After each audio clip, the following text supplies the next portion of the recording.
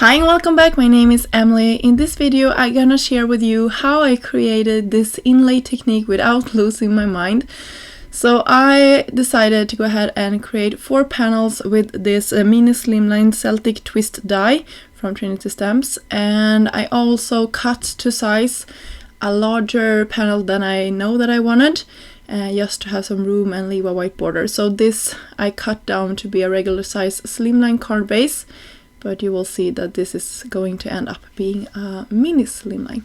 So I cut some double-sided adhesive tape and place it on the back side, and now I'm peeling off the back side of this. It's really sticky, and then I will press this good down to my card base. And you can see here, when I cut these panels out, I try to keep them together.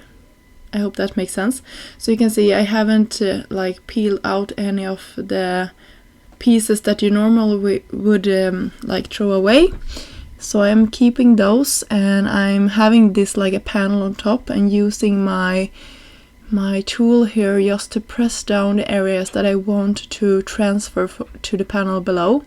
And the good thing here is that I have the adhesive exposed, so when I'm pressing down through one layer, it will automatically fall into the right place and grab onto that adhesive, and I will have my pieces perfectly inlaid.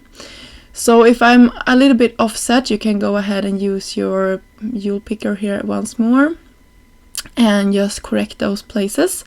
But for the most part, I think this worked out really well. You can see for this one I was a little bit offset for the end part of that, but it turned out good, and you can see they are all on the same like place, so I know it's the correct one and I don't have to fibble around.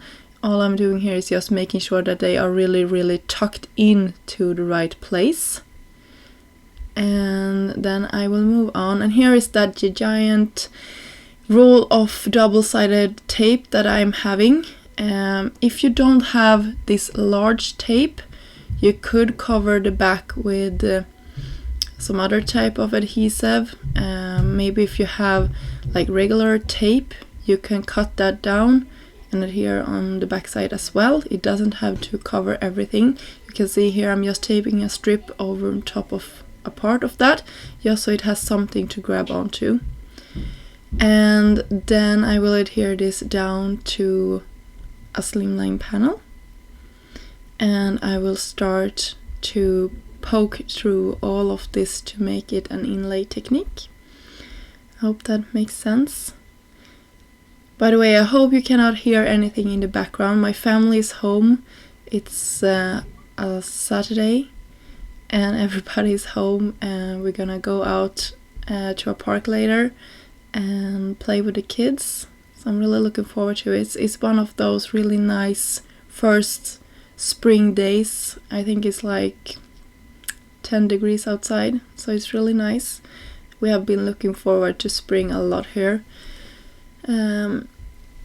Anyway, back to the card. So I cut previously a lot of these thank you dies from Trinity stamps. This is one that is called Simply Sentimental Thank You, and this is the coordinating die set, so it's a really large and nice stamp set that goes with this as well.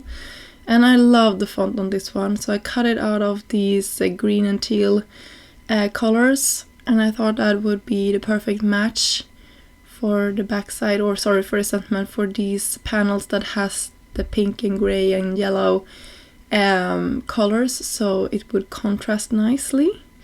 And for one of them I left with a white panel, and for one I went with a vellum shadow like piece, and I think that is also fun to mix it up. So these came together super quickly. All you had to do was to do some die cutting and some inlay, and it was really nice to do. I love doing techniques like this that comes together easily and are fun to do all the way.